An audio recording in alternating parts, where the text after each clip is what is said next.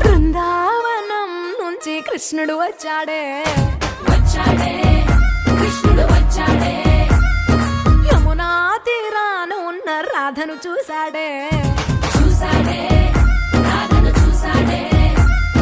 ఫ్లూటులేని గోపాలుడే సుటు వేసే భూపాలుడే మీసమొచ్చిన పాలుడే మాట వెంట పడిపోవుడే